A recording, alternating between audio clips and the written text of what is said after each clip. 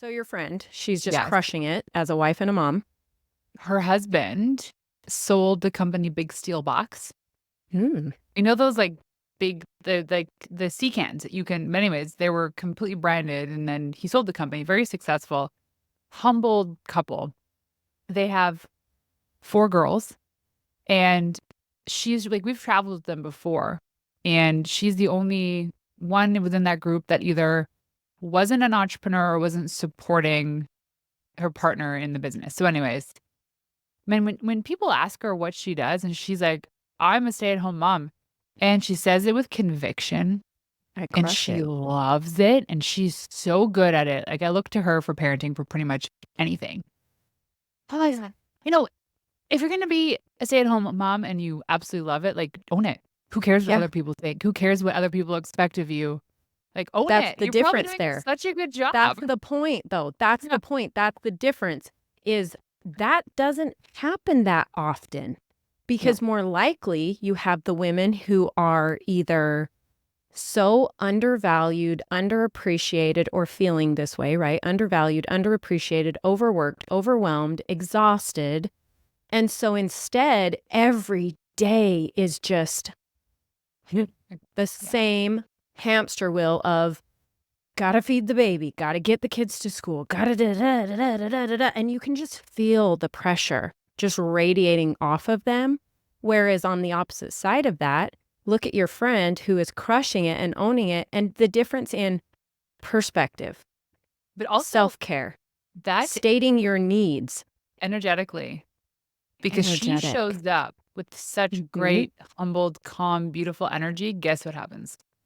Her It flows kids out. are oh, I wanna say perfect, and they're such good humans, and I'm like, I should have started that way." Oh my gosh, my 3-year-old.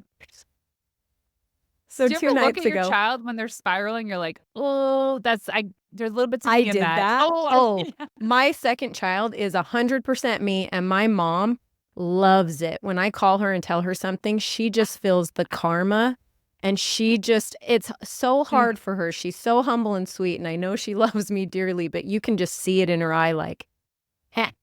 But yeah. Yeah. Yeah. But so my 3-year-old, which this is not the first child to do this, was jumping on the couch the other day, and my husband and I were in the kitchen, and all of a sudden he's all, F, F, F, F, F. And we're like, and he's got a little lisp, and so you can't really, and I'm like, I'm kind of standing there, like just processing what's happening. My husband's behind me. I'm not looking at him. And then it kind of clicks. And I turn to him, and I'm just covered mouth laughing. Like where out of nowhere. He's never said it before, ever. And out of nowhere, and he's like, don't laugh. Don't let him see you laugh. And I'm like, what is happening? Those are some And of I'm my like, favorite TikToks where I they're have like, the parents can't failed do it. as a parent. No, they pick it up somewhere. Like, my kids come home from school and they say things, I'm like, "No." Like, Yeah. you try to control everything that is seen, heard, believed in your home. The moment that they're not around you, they're gonna pick up on stuff. Well, for my second child, we were completely living in Europe and the UK. And, and it's on the radio there. They just say like it's just a word. And so he did pick up on it when he was 2 or 3. And so he'd just say it and we'd just kind of ignore it. We wouldn't even acknowledge it. But this one, I'm like, what's our excuse? I'm just gonna say Europe again. I'm just gonna say I call Europe. It His wasn't us. European roots. It's just ingrained in him somehow, But we subconsciously. so my boys are almost 11 and almost actually in 3 days, I will have 2 11-year-olds. And we have a rule in our house that they can sing their swears, as in if it's in a song and we're in a car, we're at home, sing it, whatever. Unless it's like super inappropriate, which they're loving like Kendrick Lamar and all these rap. Man, rap took a turn for the worse when it comes to lyrics in the Yeah. past 10 years. Like, let's bring back the OG stuff. Anyway, Yep. so they can sing their swears, or if they're super frustrated at home and they need to let out some energy, they can swear at home. That's it. And like, Do you want be to hear respectful. Like, a really good mom hack my friend said to me the other day? She says to her son when he's angry or mad or something, she's like, you know what? You are allowed to be angry and mad. Let's do something about it. And she takes him out in the backyard with ice and they Yeah. throw ice at the walls. And that's so fun. it shatters. And I'm like, Huh. I'm going to try that. I'd probably be outside all day long, but let's go try that. Um, I one last thing before hi, ladies. We're having a Revitalized Womanhood podcast right now, just so you know, but we're not. We are. This is it. So my husband and I just watched the Joe Coy. Have you seen his comedy? He's on Netflix. I'm No, pretty is sure it that's good? how you say his name, Joe Coy. Anyway, oh my gosh, the one from LA was hilarious because he I'm writing talks about COVID and stuff. And like if someone coughed in the grocery store and you were like, yeah, like it was her, get her away from everybody. Anyway, it's so funny. Well, so he just put out a new one and he talks about this. He talks about the rap. He talks about how it's just like infinite, he's like, they're not even saying anything. They're just mumbling. And so he plays it and he's like, we need to go back to the OGs like Biggie.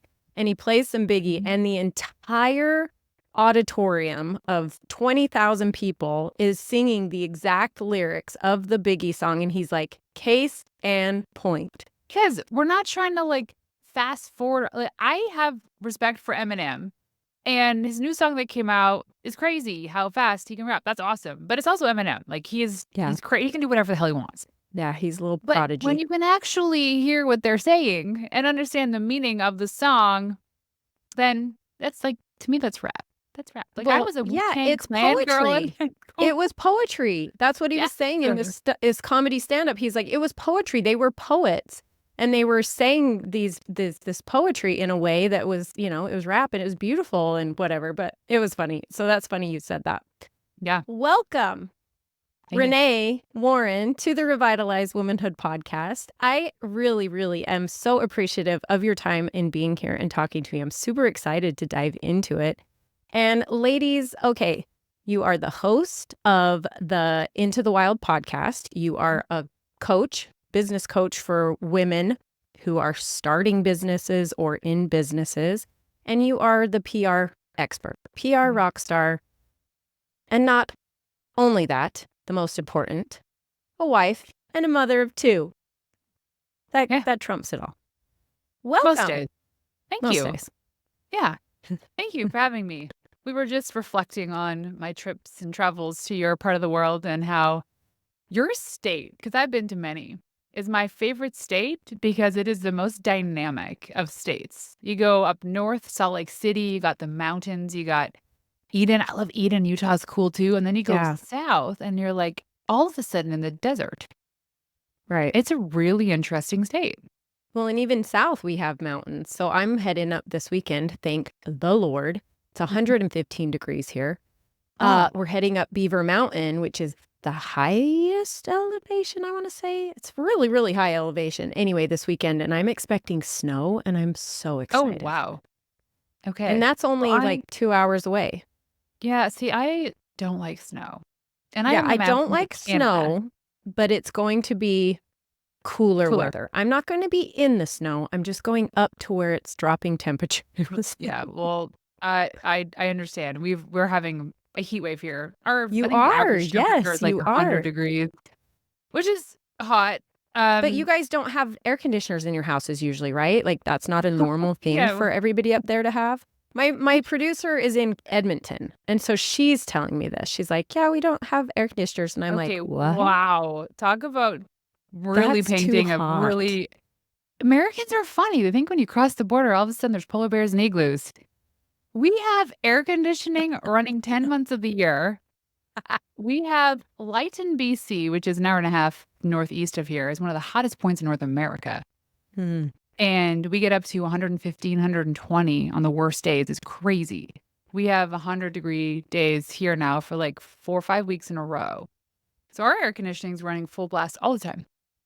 Yeah. It's crazy. Yeah. But we're part of the desert. So if you look at like where we're located in Kelowna, BC, and you go straight down, it's like follows the desert into Washington all the way down to California.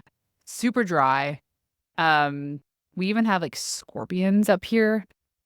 And then we get snow in the wintertime. Not a lot though. Doesn't stay, but we're nestled in between 4 gigantic mountains.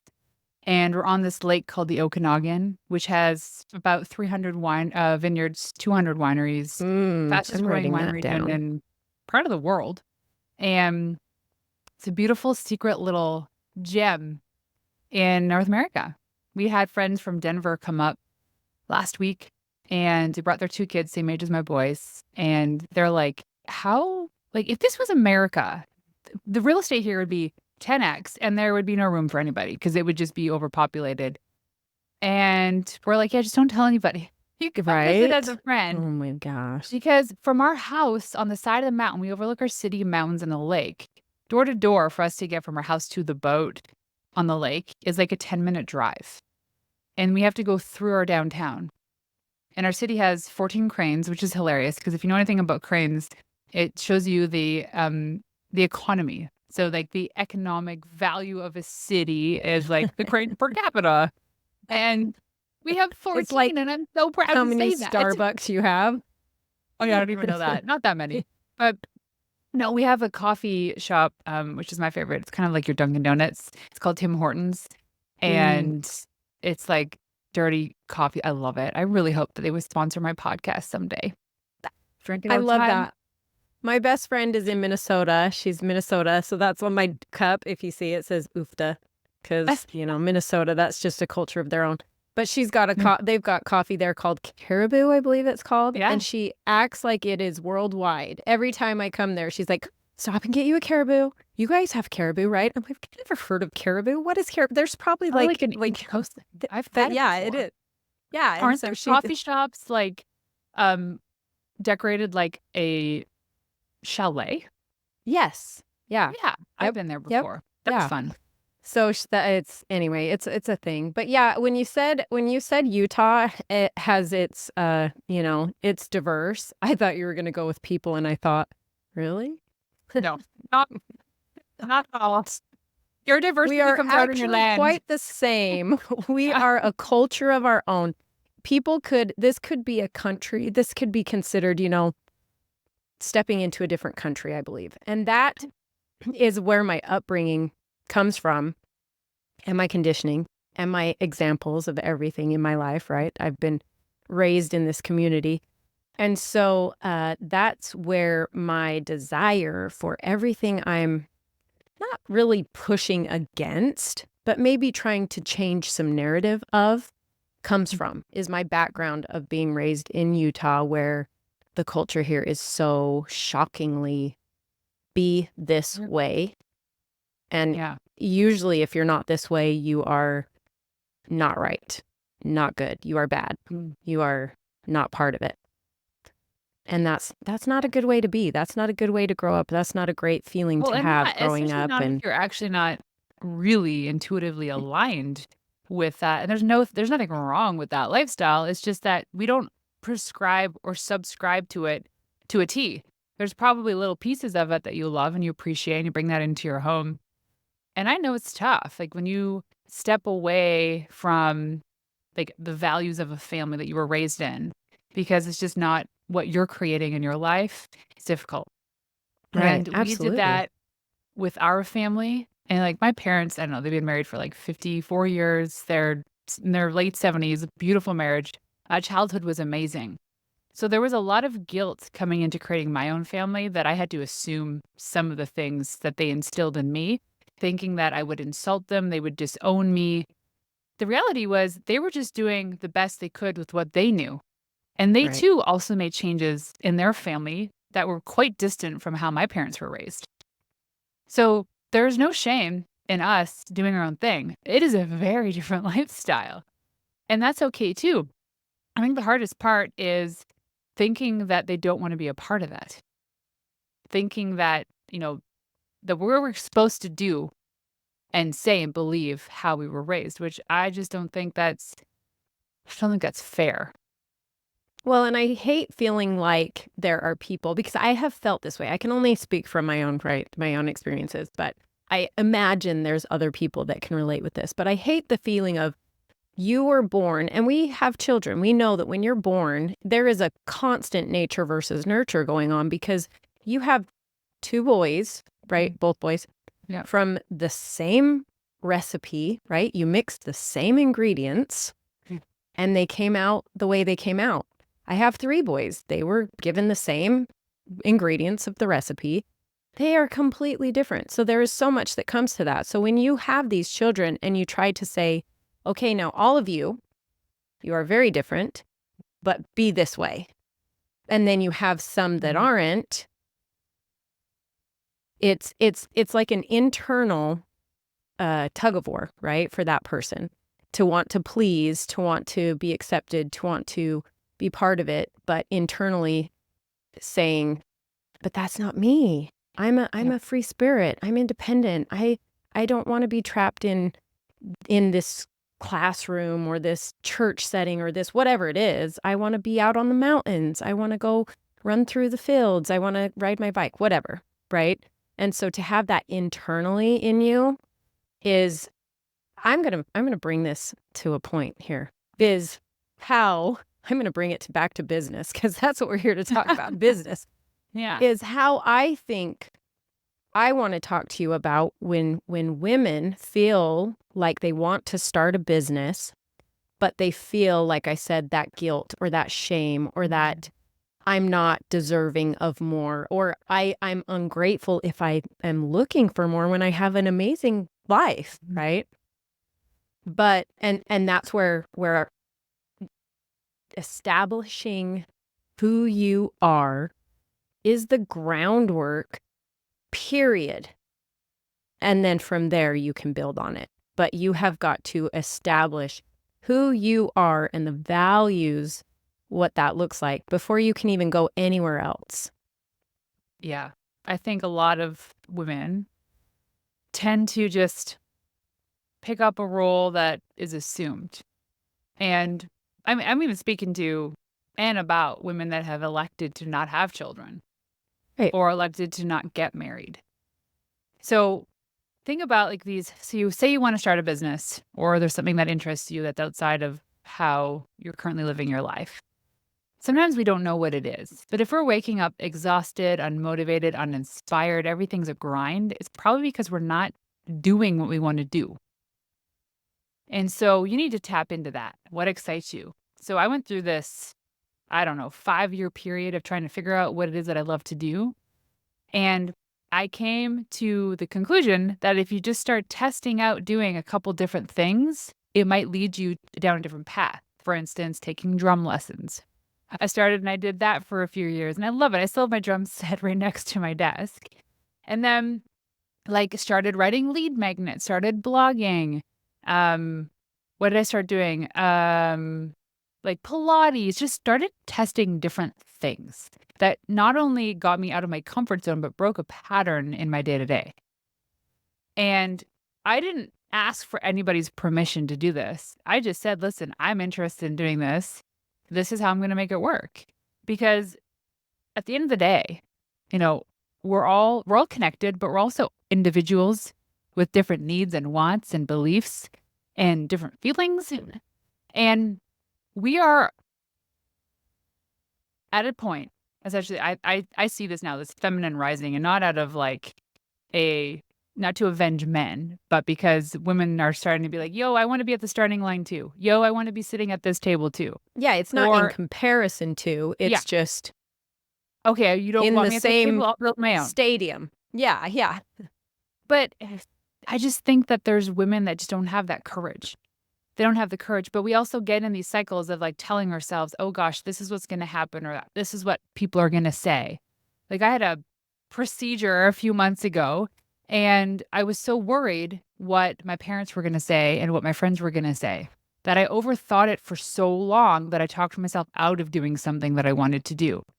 Yet I hadn't told anybody. And I was like, oh, this is what they're going to think. But when I finally admitted to my family and my friends what I was going to get done, the reaction was the opposite of what I thought. So I built up this narrative in my head that they were going to make fun of me, they were going to shame me, and in fact, the opposite was true. They were so excited for me. Right. And I went through so many physical ailments because of it, because I really do believe when you think things, it causes your body to ache and have all these blockages, energetic blockages. And the moment I told my parents, it's like everything was just let loose, relieved. My body almost like reset itself. So I went back and I was like, where else in my life am I doing this to myself? And I remember, think about this, like a story in your life that might sound something similar to this. I was told in middle school that I was bad at math because I found like Mm. grade 7 or 8 math very challenging. And I didn't do well, even though I applied myself. Since then, I just told myself I was bad with numbers. And so I allowed myself to believe a story that wasn't necessarily true, that I sucked at numbers, which meant that I would suck at growing a business and I would suck at being profitable because you need to have great finances. Well, guess what? You can grow a business and not have to look at those numbers because you can hire people to do it for you. Yes. But it turns out that anytime I looked at a spreadsheet or numbers, it would cause that trauma because I had a teacher tell me that I sucked at math. Like not even a, hey, I want to, so it was very traumatizing for me. How old are you in grade 7? Like 12 years old? Yeah. And that Yeah. came through me through life. Mm-hmm. Absolutely. And then at the same time, it was like I was told I was like, I'm a 6 foot tall woman. So I was tall and skinny and lanky and zipper. And they made fun of me. So then I built a complex around my body. And then in high school, I was the only one of my friends. There was 9 of us that kind of hung out and did everything together. I was the only one of all of us that never had a boyfriend because they all had boyfriends. There was so much drama and bullcrap happening in their lives. I'm like, I don't want that. I'm just going to be single. So I believed this narrative that I would just be like that lonely Catwoman for the rest of my life. Right. Until I went to college in a different city and different people who didn't know anything about me. And then all of a sudden these men were hitting on me. It's like, oh, wait, this is how it happens. So think about like you want to make this jump from being maybe a stay-at-home mom, or maybe you have a job you don't like and you want to try being an entrepreneur or do something different, is reflect on those stories you tell yourself about why you can't or where you suck, because it's not true. I know this for a fact. The most successful entrepreneurs in my circle have some of the lowest IQ scores of their entire team. Yeah. Of their entire team. Because they So hire if the right people. They know how to hire the right people. They know how to delegate. Delegation is huge. Like this Friday, we're having, I don't know, 10, 11-year-old boys come over for my son's birthday. My husband's out of town. And I'm like, no problem. Right. And the other day I was reflecting on this and I'm like, wait, I have Fridays. That's a work day. I have to work. What am I doing? But we have a house manager. And so I just said, hey, Betty, these are the kids coming over for 3 hours. These are the things we're doing. Like, let's just tag team. Boom. So delegation is key. But when you're first starting out, it's just make the decision. Make the decision that you want to explore. And then when you're comfortable with some form of something new, and that's when you pitch it to your family and get them on board. Like they really should be your biggest cheerleaders. And sometimes they're not. And that's okay. You can pick your family too. But that's a soapbox on its own. Yeah. No, I'm not traumatized by my family. I love my family, just so you all know. But I'm just saying. Yeah. We've gone through that. Ellen Pompeo actually is that how you say your name? Pompeo? Anyway, she just did a post. Grey's Anatomy. Yeah. Yes, she just did a post that I shared actually because it felt so perfect to something we experienced. But she said, I did this thing in my whatever, and I got, I did this new thing that she got this award for, whatever, accolades for, whatever. And she says, did not hear a peep from anyone closest to me saying, congratulations, that's amazing, whatever. And she said, I had messages coming in from people who I know their name, but I don't know them really per se. Like, you know, they're these people and telling me what an incredible thing I did and what an amazing job I did. And she said it was just very eye-opening. And we went through that. You know, we went through that when we decided to up and leave our lives here, what looks like what we should have been living, and lived internationally for 7 years and traveled with our kids and didn't put them in school. And, you know, and we had family members and friends who we thought would be our biggest supporters, our biggest fans, like liking our posts and cheering us on. And this is incredible. And instead, it was the opposite. They were unfollowing us. They would write critical, mean things. And it was like, oh, but then you have complete strangers who are like, this is so motivating. This is so inspiring. This is, you know, this is great. Congratulations for doing that, you know? People that are doing the work. They're that healing are themselves. successful in their own right, that are They're just having they're their more own success. happy in their bodies. They're more Yes. spiritually aligned, probably closer to God. And like, not to Yeah. discredit any friends or family of yours, but when I look at those people that are Debbie Downers or hardly ever have anything nice to say, it used to insult me. But now I'm like, there's part of me, and I hate saying this word, but they're jealous. They're Yeah. jealous. They're envious.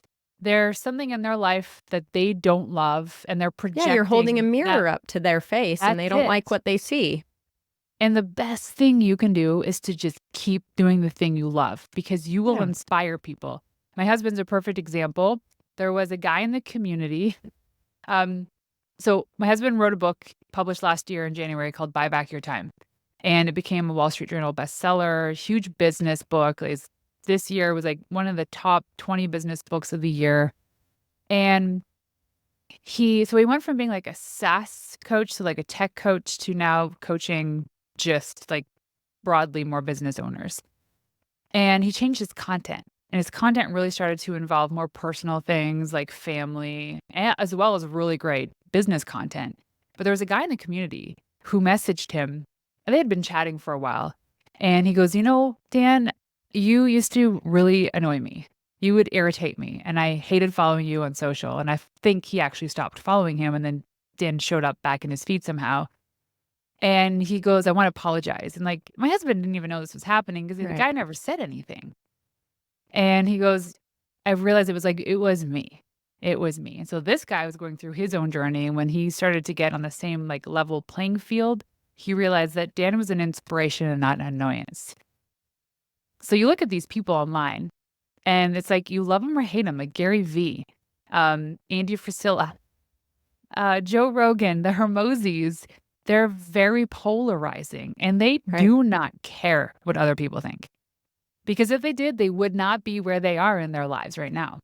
The Right. best in the world at what they do. I have the exact same story. That's so interesting. I had this gal that she's a business coach down here in California, and she's incredible, but I had never met her. I hadn't met her yet. She was going to be a guest on the podcast. I know her through a friend. But so she happened to have a free Facebook coaching 3-day thing. And on the second day of the coaching, that's the day we were going to record. So I get onto this first one, and she is just a vibe. I mean, she shows up in this suit that's got dollar signs all over it. She's got this big old huge, talk about, dollar sign necklace and whatever. She's just a vibe. And I'm just like, oh, and she is confident and she is just spitting information at you, right?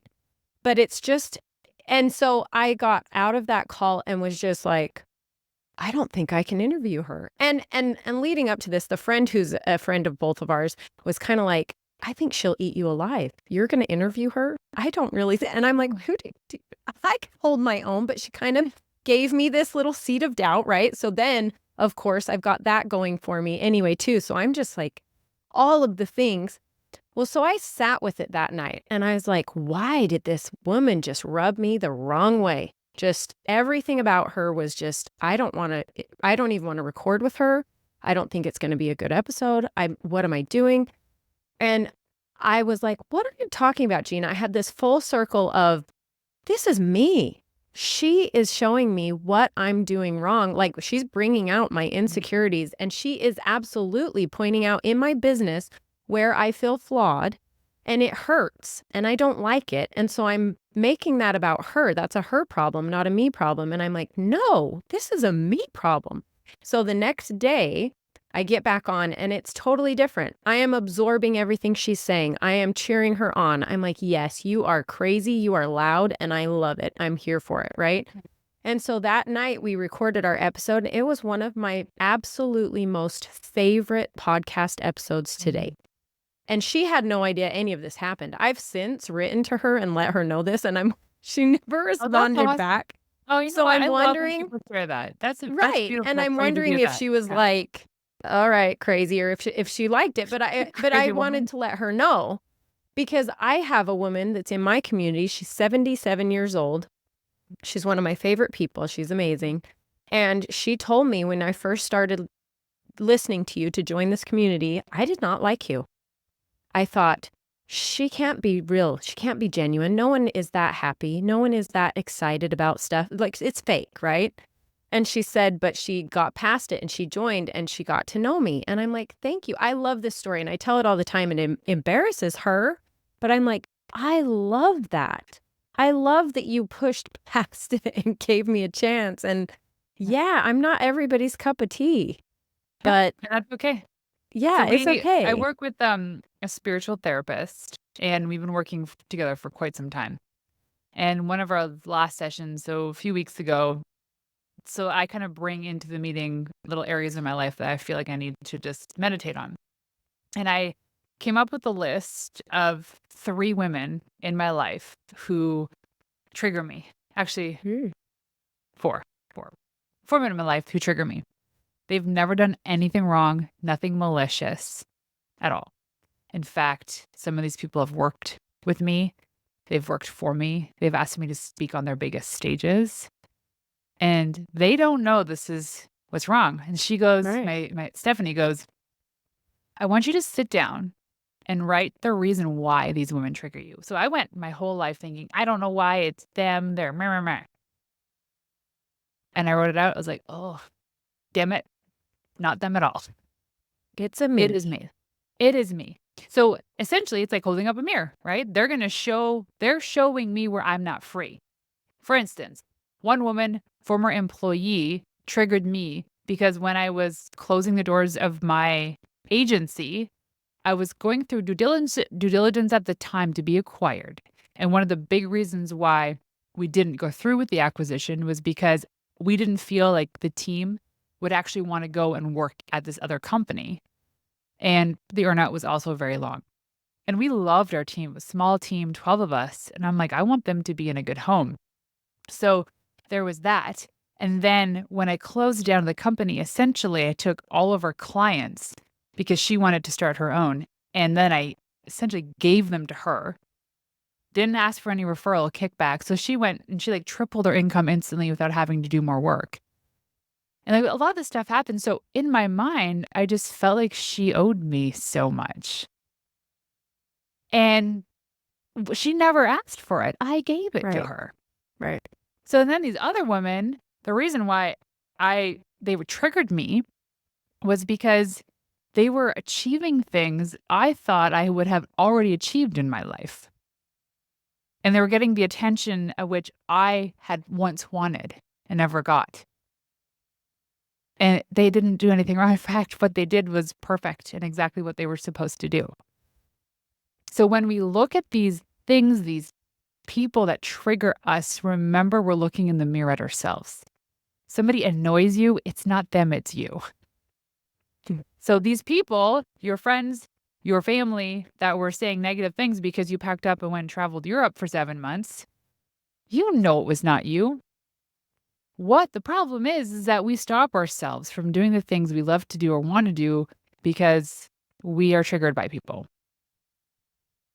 Yeah, And that's just a absolutely. shame. It's a shame.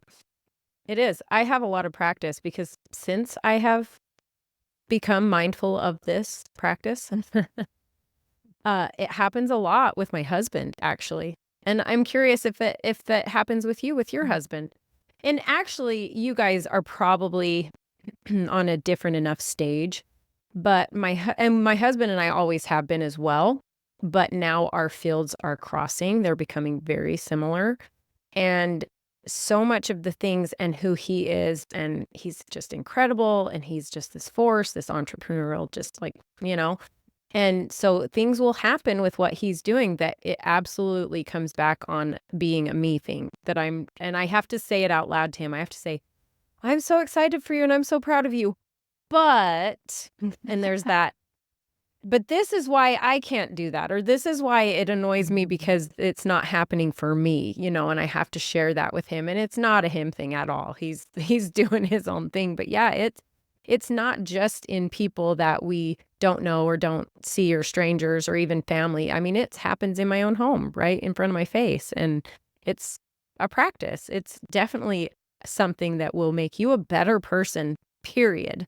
Doesn't matter if it's in business, but in life, if you can be mindful of this, that it's happening. Ooh, I wanna I, I wanna ask you, you had this, post that you just did. It's interesting because 'cause I've got all of these questions because 'cause I've been digging into you, but oh, this was just a post that happened, like, yesterday or something, and it was, "Hey, you're new here. This is me. This is what you're gonna know about me." And I want to know, it says, "You were at a point where you were avoiding what you were good at and wanted to do because you were ashamed." mm, What yeah, did that look like? What did that mean? What was going on with that? that was 2 and a bit years ago that I so that really came back to how I was in this PR agency and we did really, really well. We were one of the top recognized PR agencies for tech companies. We had clients from South Africa to San Diego, grew the business at the same time I had both my babies and burnt out. So that's why we closed the doors. And it just kind of extends off the story I told you about this one woman. Um, Right. and then people kept asking me to help them with their PR. And I was like, no, no, I'm never going back into that space. So in my mind, I always felt like when you started your career at the ripe age of 18 or 19 years old, that you were supposed to be dedicated to that same career for the rest of your life because Right. that's what you become known for. And so when I became recognized to be in the PR space, I was ashamed to go from like coaching and then back into it. So I did 3 years of business coaching, then I went back into PR. All I could say and think about in that time was, gosh, people are going to think that I'm like frazzled and I don't have my crap together and I'm all over the place. And when I tipped my toes back into the space, a lot of my friends recognized my energy shifted. They're like, Renee, you're in your power again.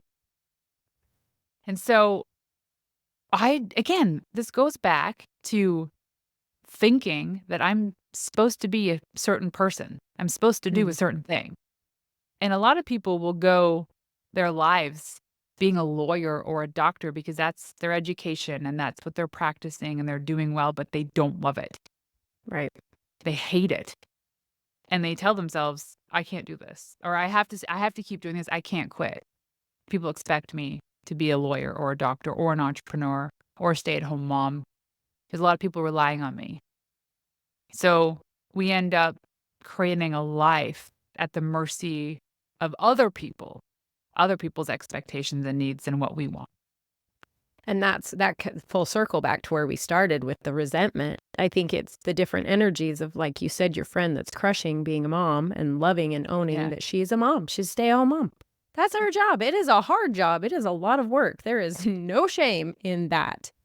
But on the other side of it is the women who do feel resentful Yeah. and it's buried down and they're not letting it out or not dealing with it. And so it comes out wrong. So they're not owning it.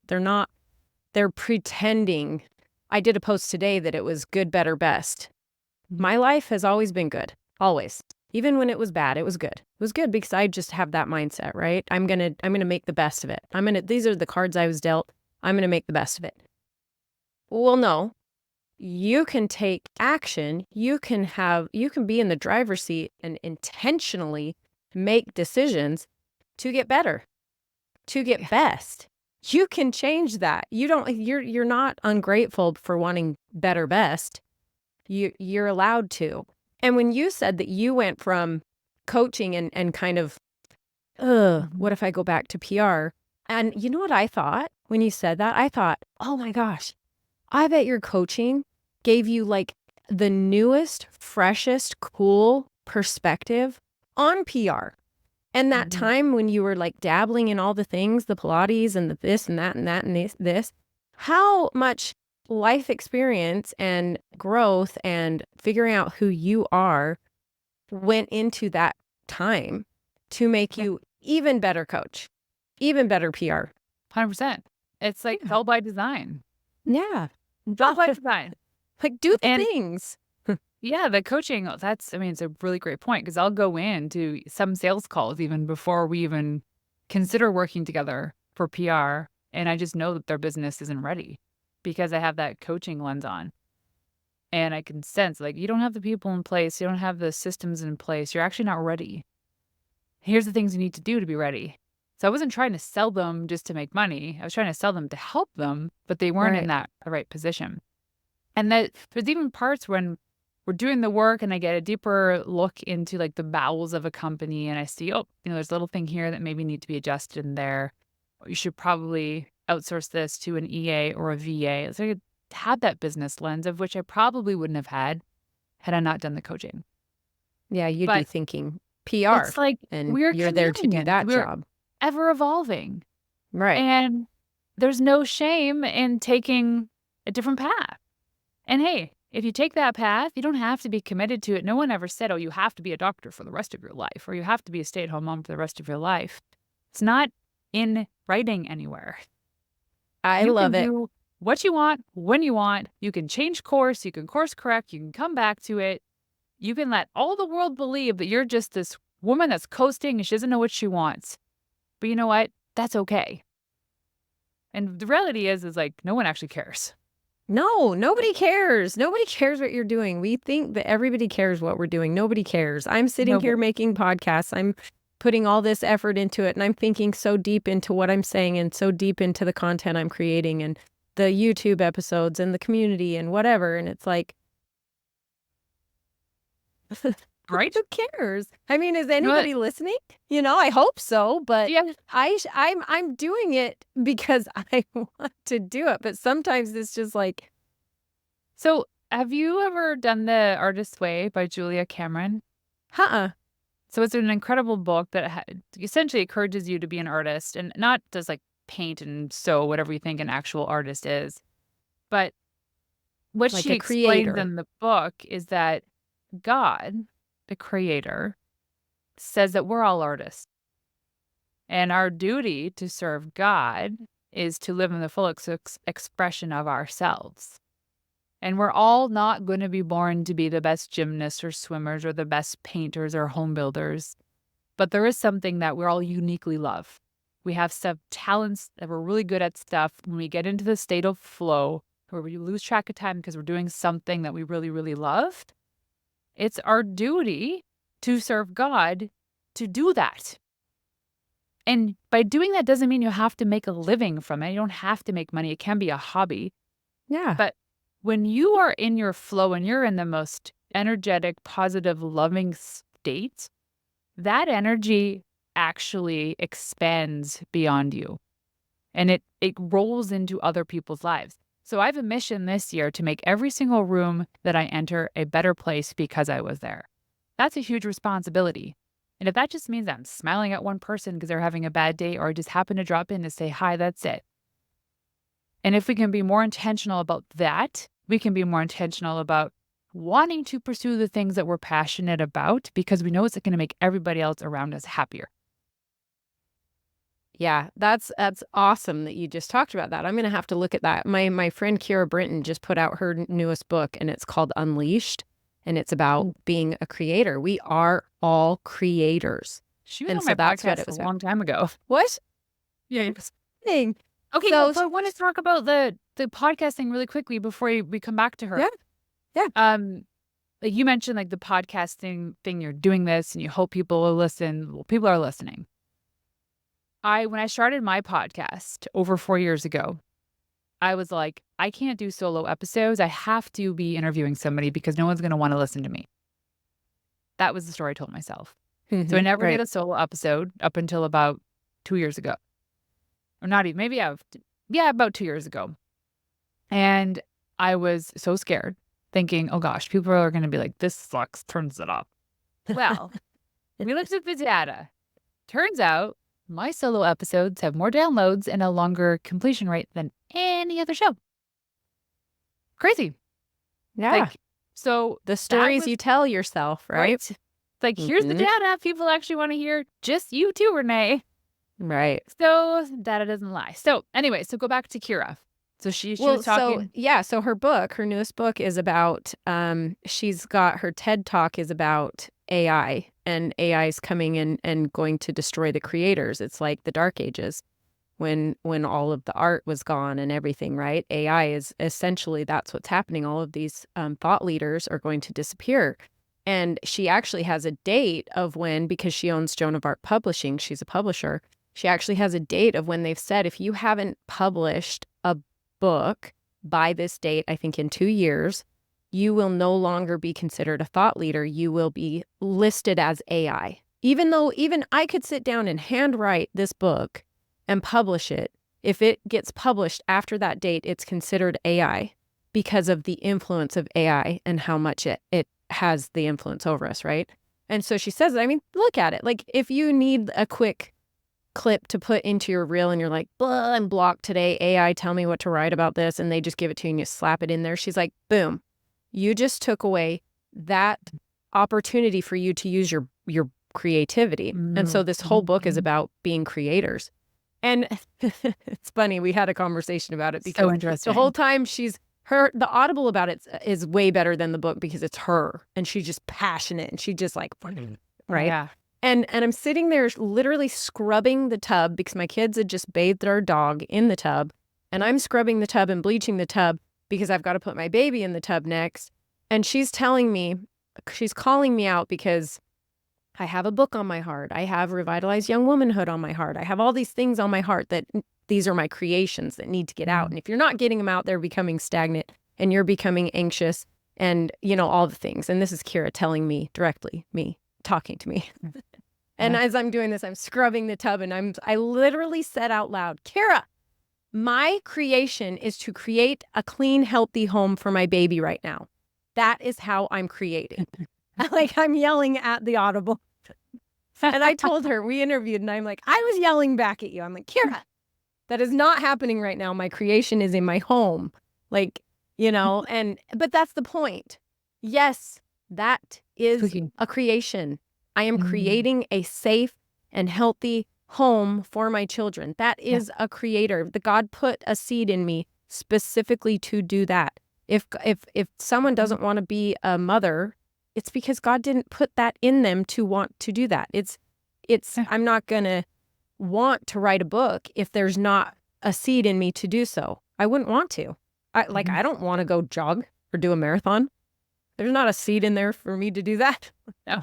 Nothing. That does not sound like fun. Like we all have in us already what's supposed to be there to create.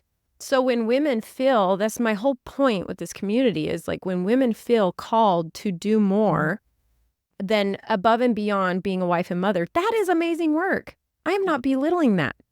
I am not a man hater. I love my husband. He's amazing. I love my kiddos. All you have to do is know me to know that my value, number one value, is my family. I put everything on hold to travel the world with them.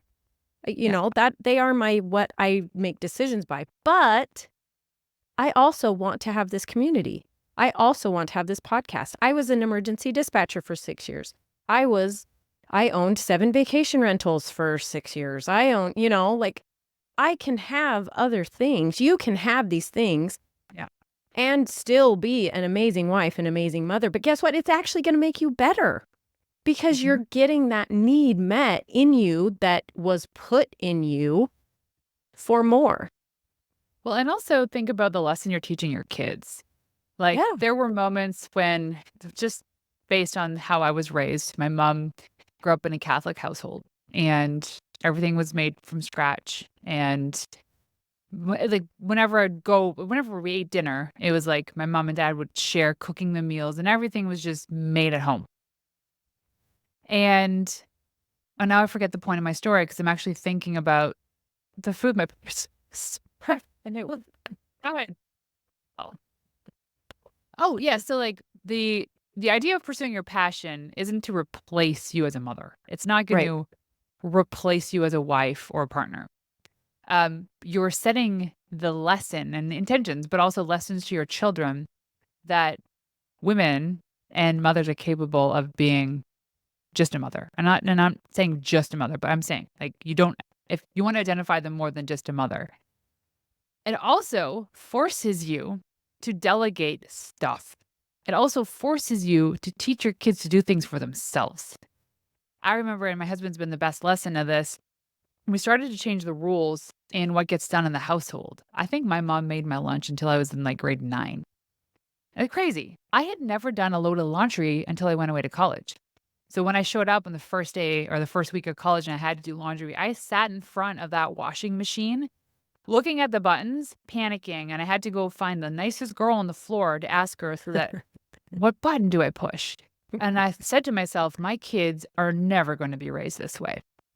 So they do their own laundry. They've been doing their own laundry for the past 3 years. So since they were like 7 years old, they learned how to cook on a gas stove. They pack their own lunches. They do all of the things that I never did for myself.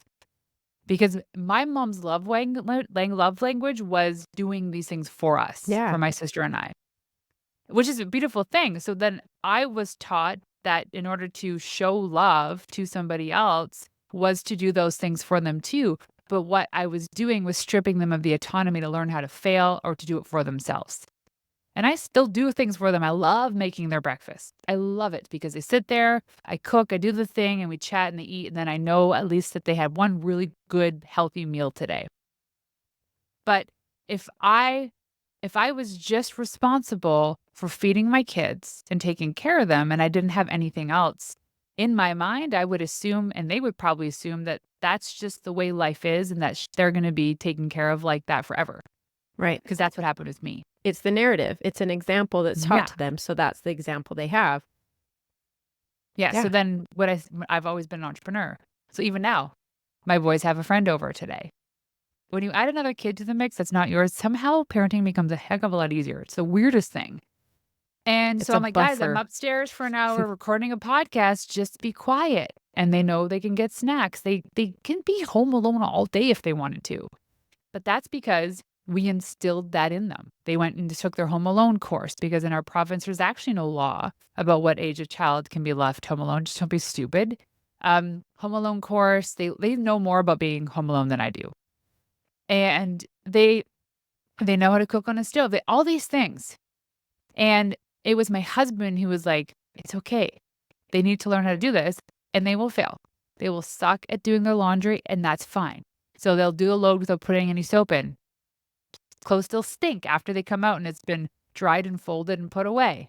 That's okay. Nobody died.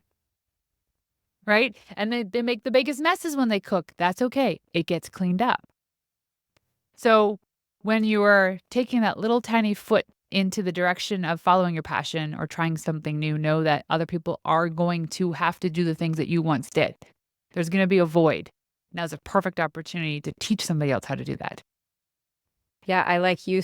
I pulled from one of your. Oh, it's actually I think it's in your intro, and you say the best advice is from someone who's done it before. Mm-hmm. And I love that. It's so true. No, you can learn from failures. That is a good lesson as well. But the point is, read the books, find the mentor, get someone to ask the questions to. My husband and I, we started this day with a little business coaching session. And he said, he was talking about, you have these people and you have to look at them and hold them up against yourself and say, would I take advice from you in this area of your life if the rest of the areas of your life aren't holding up to your values?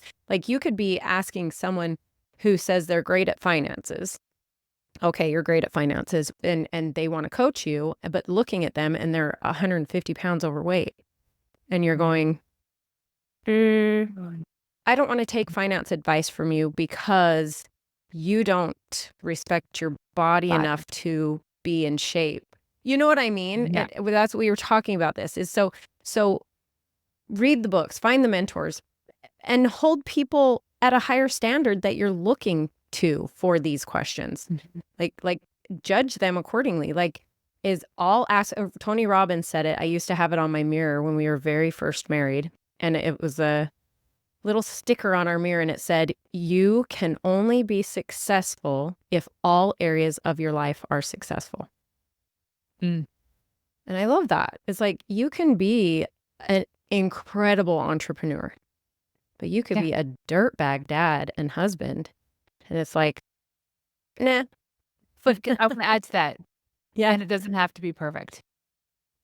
because we Yeah. talk about like all the facets in your life to be successful. I went to Tony Robbins' Business Mastery one year, and he's like, I can tell you in 2 seconds how to improve your business by 10%. And I'm like, oh, this is cool. What is it? Find 10 different departments and improve them by 1%. How does that reflect in your life, your health, Yeah. your relationships? We don't have to make these drastic improvements. Sometimes we do. But if it's just little baby steps every day, it's like micro moments of Micro improvement. moments. But okay, I love Tony Robbins, and I wanted to say something on that note. Now I forget. That's all right. It's all right. It'll come back. Sit up straight in your chair. Maybe it'll come back to you. No, not yet. It's not there yet. It wasn't meant to be said. It was not meant to be said or shared. That's what.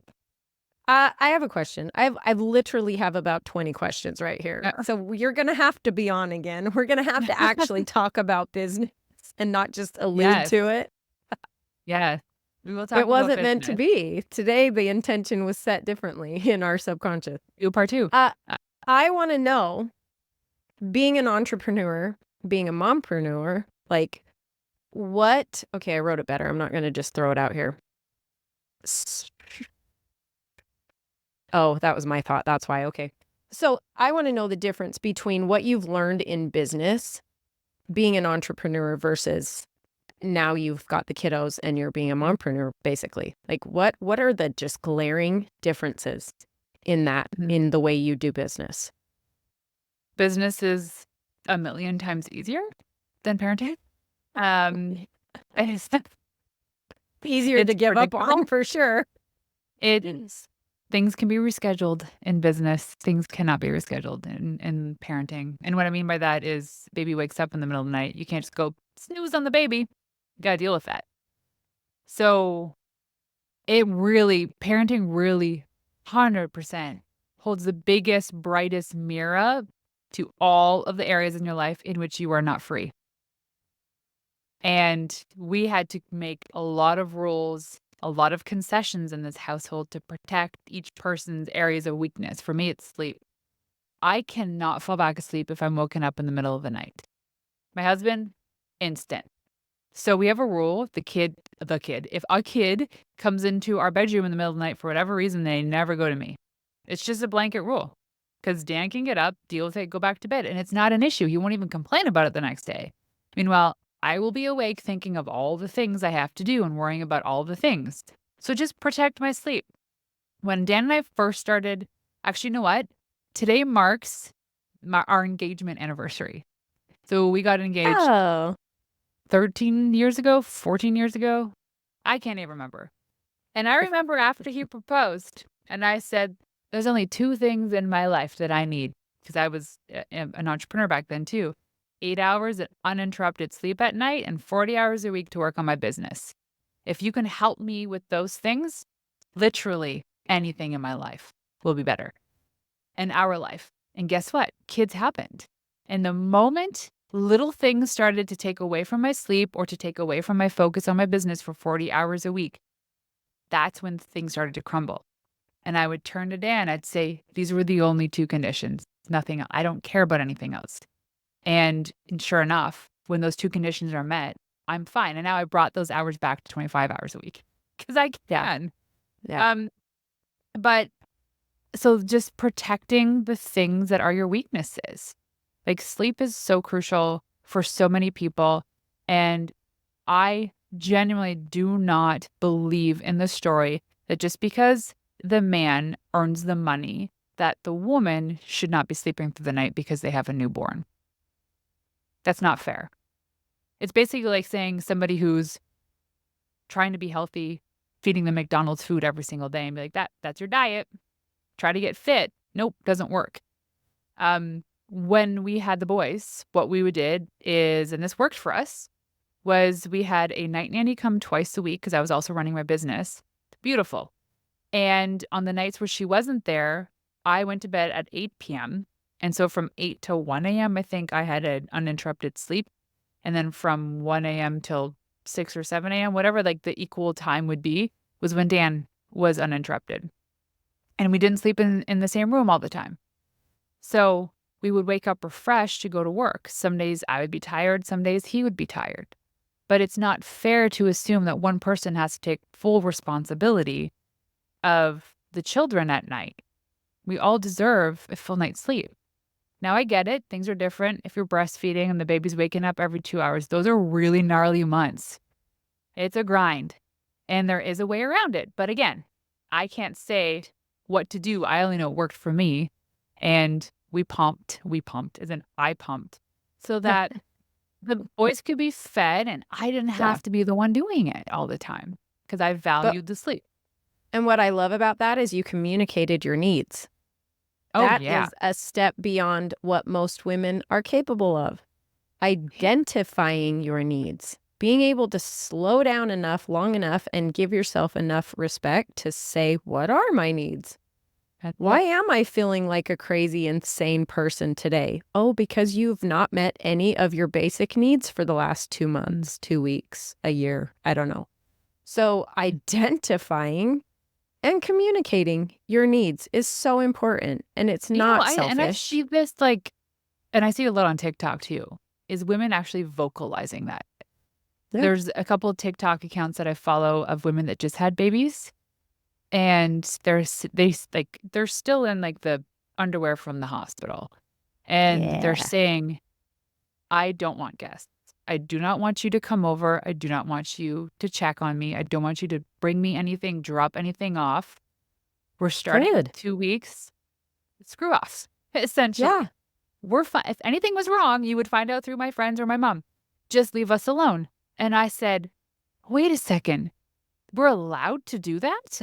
I remember when I had my babies, all of a sudden, where everyone's coming over to see the baby, which was also not the healthiest thing either. I didn't know I could say no to that. I didn't know I could say no because I was still bleeding and hurt. Come on. It's the most you have to suck it up. Recovering. I cleaned a vacation rental within 24 hours of having my second baby. What? To save money on someone else? And I bet if you called up a sister or a friend, they would have done it. Anybody would have done it. But no, I was like, I got this. Like, insurance wasn't even going to pay for my baby because I wasn't even in the hospital for 24 hours. I'm like, I had a baby. Right? Yeah, I'm stupid. And then on my next one, I mean, granted, it was an emergency C-section, so I had to be, but you get 5 days. And every day they came in and said, do you want to go home? And I said, hell no. This is only day 3. Yeah. Go take care of my baby. I'm ordering room service. Yeah, seriously. Yeah, it's allowed. These things are allowed. And I love that people are being vocal about it. And in a way that's not man-hatery or I am woman, hear me roar, or right. It's not that. It's not that. It's we have needs too. Guys, we hear you saying when you have needs. Has been traumatized. Our body's been traumatized. Yeah, it's a trauma. And it's funny because I know I'm going through it right now. I'm traumatized. What your body is going through in this moment is really fascinating.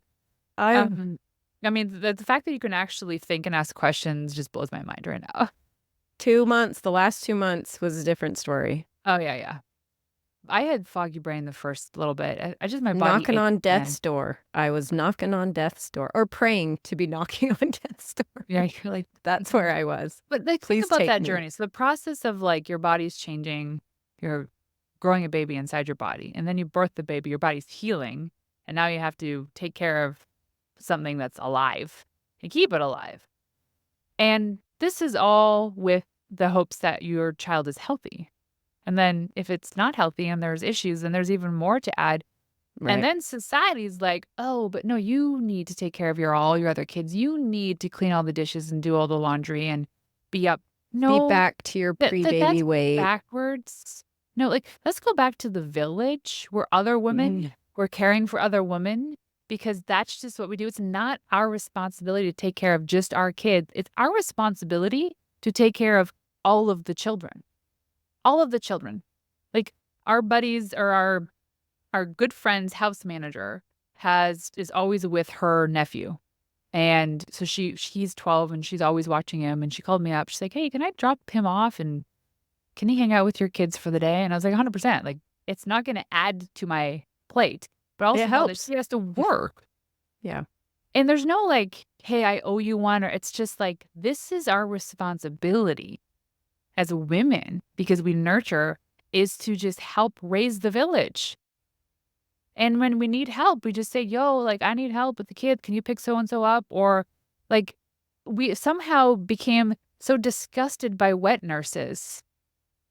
Another woman feeding your child is like, in our society, seems so absurd, but this actually used to be the case back in the Right. day. Pre-formula days. Imagine a mother dies at birth. Somebody else has got to feed that child.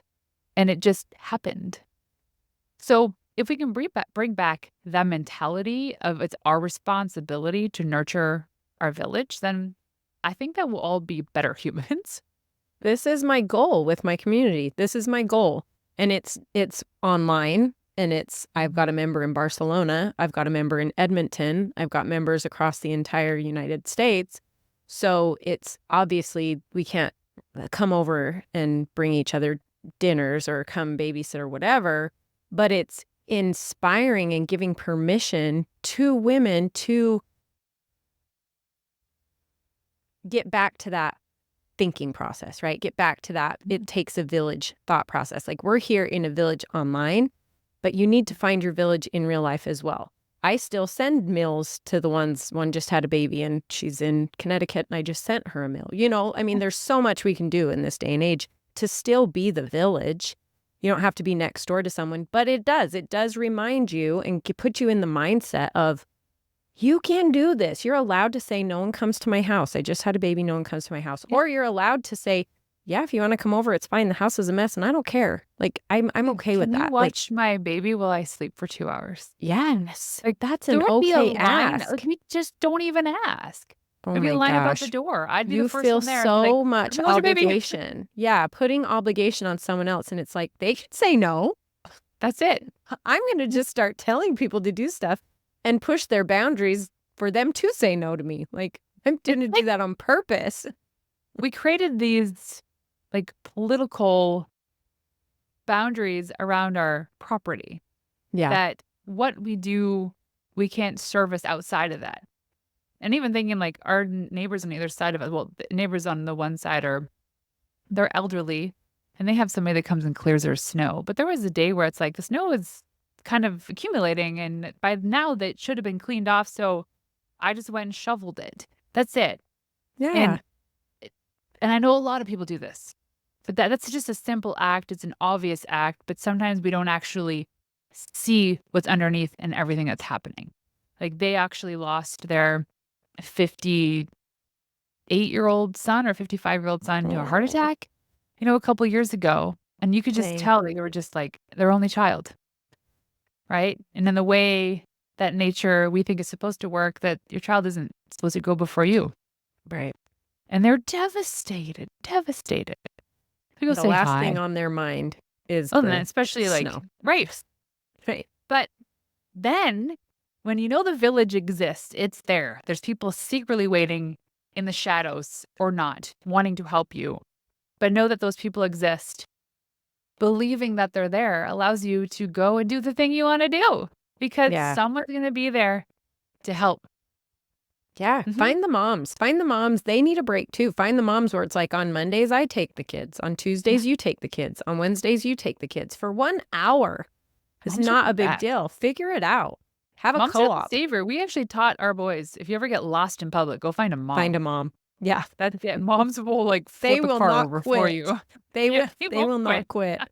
That's when you were talking about that, it's allowing, I love to practice this in my community is allowing people to serve you, to provide service for you. Like, that is giving them a gift. We have it in our minds. It's like, oh, I could never impose. I could never, like my friend from Minnesota, she has this story. She's got a 15-year-old, 16 now, special needs son, nonverbal special needs son. So it's all her. She's just the best. Well, she had to run into the store, like a Home Depot or something. She had to run into the store and she parked and this cute little old man that works at the store was like collecting carts or something. And I don't know how it happened that he noticed that she needed something, but he says, I'll sit here with him. Like, I'll just hang out at Oh. the car with him. You run in. And she's like, I just need to grab this tile sample, whatever. And he's like, you go. And she was like, I would have never in a million years, like last year before meeting me and me saying, you let him do it for you, you know. She says, I would have never, but I thought, I'm going to let you do that. Yeah, go ahead. Yes, you sit here. Thank you. Thank you. And she ran in and came back out. And then he gave her $20. Oh, She's like, I don't want your money. And he's like, go take him to get ice cream. oh You my two go get an God. ice Highlight cream. of the And week. it wasn't. Yeah. It wasn't. She says, I let him do it. And I never in a million years would have. And she goes, it felt so good. Honestly, she's like, it felt a little awkward. But she said, I tried to see it as this was a gift. This He man wanted to had do that. something that he wanted to Yeah. provide and help with, and I allowed him to do it, and it made his day. And I'm like, I could not love this story Okay, more. so I have a similar story. Us flying. We were going, I don't know where, but there was the four of us. So there was my husband and I, my son Noah, who at the time I think was like 5 months old, and Max. So they were still under 2, so they could sit on our lap, but we got an extra seat for one of the kids. And so I was holding Noah and trying to eat. I had the top of my shoulder, and it was a woman. And she's like, I see you're struggling. Do you want me to hold him while you eat? And I'm like, yeah, we're on a plane. She ain't going to go anywhere with my child. Right. And she's this grandma, 'cause she even said, I have grandchildren. I don't know, she had a plethora of them. She's a grandma that has like those big pointy boobs. Like the big pointy boob grandmas that have. I'm not well The squishy endowed in that grandmas. department. The squishy grandma boobs, right? So Noah had already eaten and he was kind of tired. And so I gave him to her. And she turned him around, nestled him between her big knockers, and Yep. he fell asleep on her shoulder. It's like a And then I Snuggle ate Me as fast as I Organic could right on her so chest. oh, just like and you could see her melt, just like melt into it. She loved him more than he did. So I ate quickly, cleaned up, and I like turned to like get my kid back because I didn't want to obligate her. And she looked at me and she's like, can I just hold him? And I was like, oh my God. She's like, I miss my grandkids. And it was actually like me doing her a favor Right. by holding my child. And Right. she held him for hours. And you can just tell she was like in love with it. She was just like stroking his back and so safe. And I got to just relax. So at the end of the day, we all got something beautiful out of it. And Yeah. she offered because she wanted to, not out of obligation. And I got to eat. And then I think I ordered a glass of wine, probably. I was literally just thinking, I hope you ordered a drink. Yeah, a glass of wine. Which 'Cause wouldn't have happened if I was holding him, but yes. My husband knows if I fly without kids, it's like, this is my moment to get that's to it. enjoy flying without kids. And I'm going to enjoy it. I'm spending Well, the our money. Yeah, well, our kids now, gosh, I don't know how many flights they've been on, but they go I through know, security and they like love it champs. now, right? Yeah. Oh, yeah. It's fun. It's actually they're at this age now where it's easier for me to travel with them because then I have somebody to get me things and stay with the luggage and like, yeah. It's awesome. It's true. It's true. They're so multi-purposed. Well, holy cow. So let's reschedule and have another episode. Part 2. Let's talk about business. So now what? Let's talk about business. But thanks. That was a great introduction. I had so much fun. That was a really fun conversation. I love it. I think that we just got some really good points across in there, and they could have a great effect on someone starting a business. Yeah. No, and then even just anybody looking to change a little something in their life. Yeah. Right. 100%. Thank you so much. Well, let me ask you this. I want to respect your time. I don't want to take too much. But one last thing. What empowering message would you like to share with women listening today who are ready to embrace the concept of made for more and make their mark on the world? Well, I have to quote Stevie Nicks because my favorite quote. I walked down the aisle to Stevie Nicks. Oh, no way. Yeah, she's so special. She said, and I paraphrase, if you are gracious, you've already won the game. That's it. And she also That's said in an beautiful. interview, of which I'm trying to find, but I remember she said when someone asked Stevie why she never had children, she said, "Oh, no, dear. I was not put on this earth to be a mother. I was put on this earth to make mothers happy with my music."